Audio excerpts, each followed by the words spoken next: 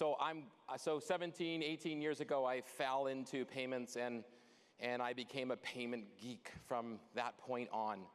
I love this space. I've watched it grow for the last 17 years and change, and change rapidly in the last 5 years. The last 5 years has been an insane pace, and the changes that have happened in this space, a lot of what you heard yesterday, is very interesting. The future of payments. There was a lot of discussions around P2P, security, the need to have open acceptance, the concept of cross-border transactions and foreign exchange remittance opportunities. And I kind of sat back and went, well, wait a second, PayPal already has all of that stuff. And I'm going to kind of introduce a little bit of this concept to the fact that there is a future of payments. It's very, very clear. But a lot of what we have today is actually not being taken up by the Canadian businesses that are in place and looking towards some of the online acceptance issues that they're having. And so I kind of going to focus a little bit on yes, it's very important for all of us to focus on the future, but also what we have today and how we enable the businesses in Canada to take part in what's already in play. It might be kind of an epiphany moment. I had one. I was taking my son snowboarding on Sunday morning, and he's 17 years old, so he waited till Saturday afternoon to decide whether or not his snowboard equipment was all set. And he said to me, Dad, my goggles are all messed up. I need goggles tomorrow morning, or else otherwise I can't go. So I was like, buddy, I'm not going out on a Saturday afternoon to buy you goggles. And he's like, no, that's okay. I'll order them if I can use your account, which he does a lot now. And they'll come right to your door tonight. So I was like, dude, let me tell you how this business works. You cannot order something on a Saturday afternoon and have it arrive at your door Saturday night. And he said, dude, let me tell you how this space works. Let me tell you how this space works. That's exactly what's going to happen. And at 8:30 at night, knock, knock, knock, I swear this is a true story, the goggles are sitting on the front doorstep. And from that moment in time, I realized, okay, we're here. This is happening. And if we don't figure this out, it's going to fly right past us. And so I kind of look at the changes that are being made in this space. It's rapidly evolving, and we have to all be part of it. And it's on our responsibility to help the Canadian environment be part of this entire change. So you heard yesterday a few times that cash and check is on its way out. And a study by Canadian Payments Methods and Trends released in November actually showed that checks have declined by 20% in the last 5 years, and cash has declined by 25%. There's so many more stats. Some of the interesting stuff put out by Payments Canada, 27%, there's kind of a lot of noise on this slide, but the interesting stats are 27% are willing to pay more for the convenience of being able to transact online and move away from cash. 48% are willing to give up some of their privacy in order to have this convenient payment strategy.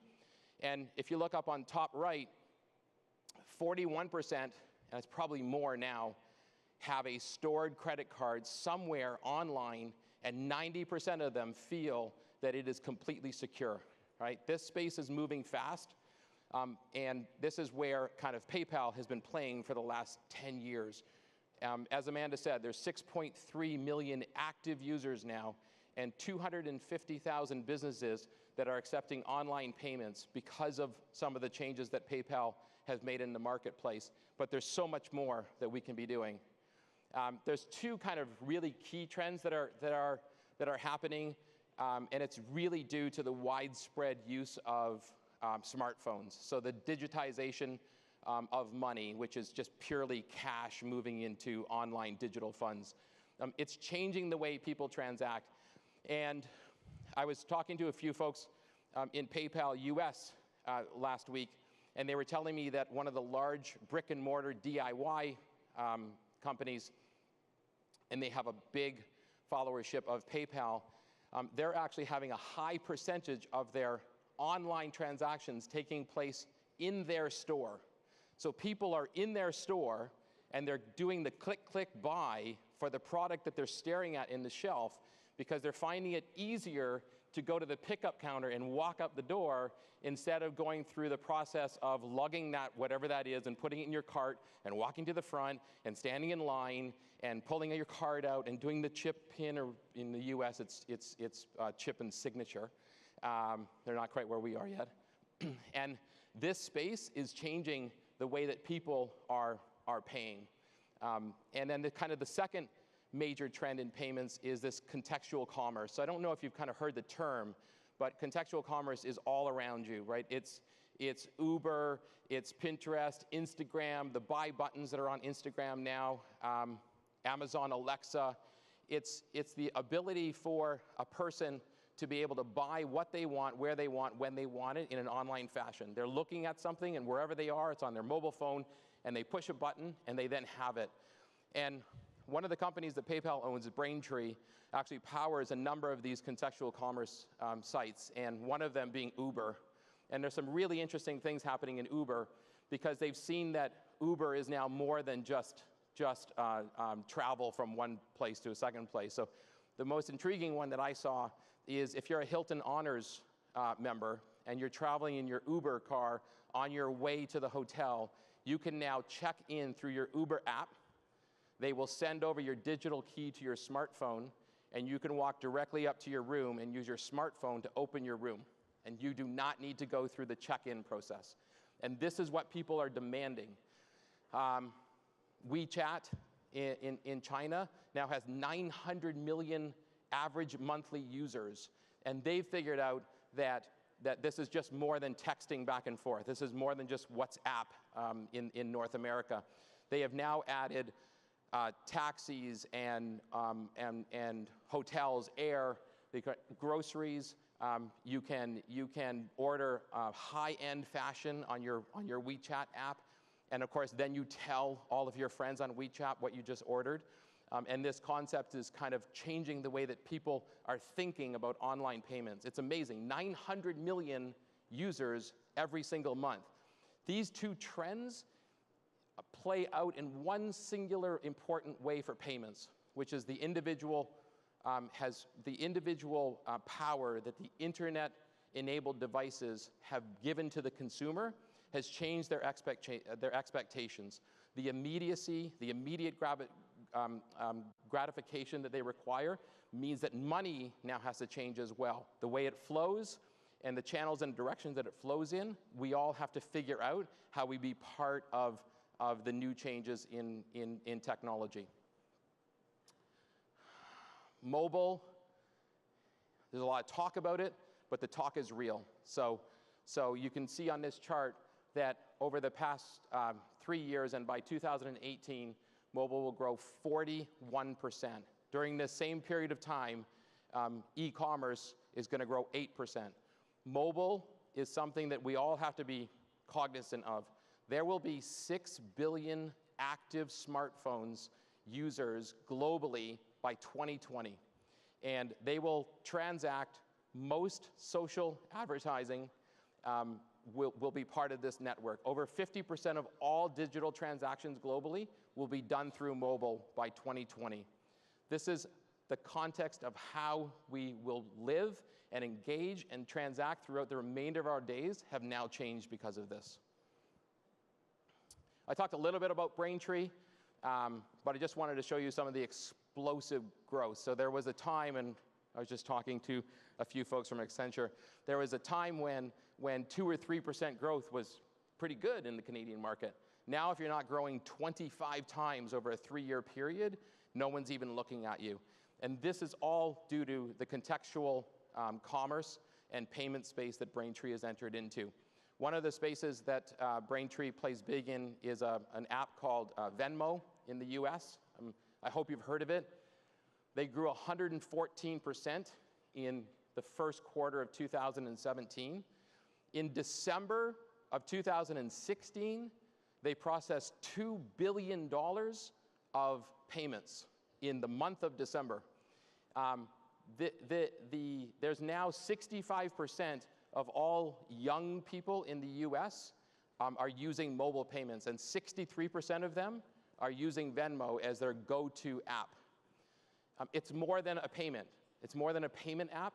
It's now a social media interface with payments, and this is the trend that you're seeing. There's a lot of confluence of technology that's providing payments and social aspects. On the right-hand side, you're seeing some of the emojis that people will send out to their social network saying, I just bought pizza, or a big use for Venmo is splitting bills at restaurants. So you gotta know what happens when you say to your waiter, yeah, can you split this amongst the 6 of us? And all hell breaks loose and you're standing there for an hour waiting for your bills to come. This is all done now at the table using the Venmo app. And this is all real. This is not future. This is happening right now. Picture this. Venmo did more in Q4, more volume in Q4 of 2016 than they had done in the previous 8 quarters combined. This is the kind of growth that we're all experiencing when we talk about what is growth in today's world. If you're not growing 25 times, people aren't looking at you. So I found some of this stuff interesting because I'm kind of moving a little bit myself now into the future. There was a study done by the Future of Payments, and they surveyed Canadians and found out that 35% of Canadians would actually use an internet-enabled car to pay for their gas as they pull up to the pump, to avoid all of that stuff that you see people doing, or even worse, going into the store and trying to use your card and stand in line and wait for all of that to happen. 22% that they would use an internet-enabled fridge to order their groceries online and have them delivered to their house.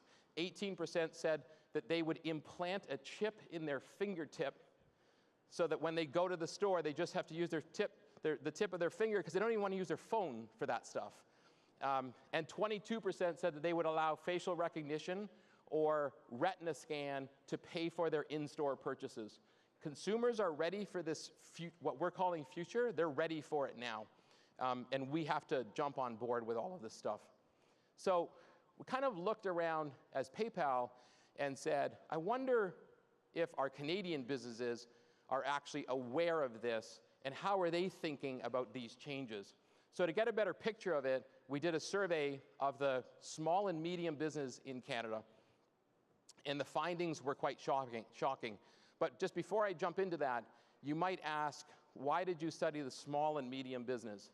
So small and medium business make up 98% of all businesses in Canada. They also employ 90% of the entire labor force. 10.5 million Canadians are employed by small and medium businesses in this country. They also represent 30% of the GDP of their respective provinces. The small and the medium business is the lifeblood of the Canadian economy. Sorry, I'm struggling with a cough. The lifeblood of the economy, and we needed to understand a little bit more about how they were thinking of this. So that's a shocking number. 83% of the people that we surveyed do not accept any form of online payment. Worse is that 7%, only 7%, have a website that would accept an online payment, and they have no plans in the foreseeable future to introduce a website or an online acceptance.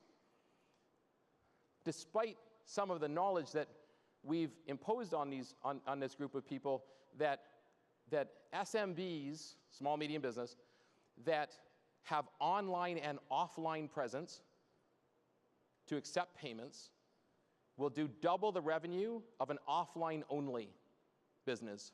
And even online-only business will do 45% more revenue than an offline-only business. So then we looked back and said, okay, so who are they? I don't know if this will surprise you. It was to me a little bit. 67% of SMB owners in Canada are men. 63% of them are 55 years of age and older. And only 33% of our small medium business are owned by women. And by the way, that's an online-offline equal stat. That stat alone kind of wasn't something, so you're old and you're a male, doesn't mean you can't accept payments. There must be more. Old males can't accept payments.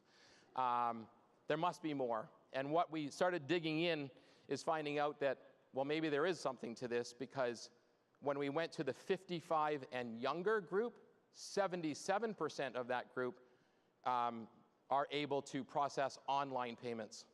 And 66 of them actually do online-only payments. They're just walking away from offline, right? So the younger business owners understand their audience a lot better than the 55-year-old male does. So then we looked at, okay, why? What are you concerned about? What are your fears? 30% of them said that they're worried about not being able to provide the same level of service that they do in their offline world. And yet, interestingly enough, with the advancement in chat technology, I received a box at my front door. I get that a lot, by the way. Every day I come home, there's boxes.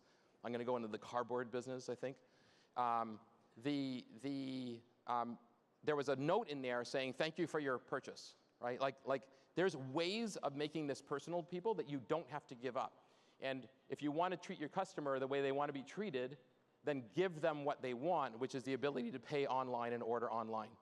They were also concerned about fraud, which there's a lot of discussion around cybersecurity, and there should be, but for the payment space and the business, accepting an online payment, you don't need to worry about fraud as long as you deploy the right technology in the right companies, like PayPal, for example.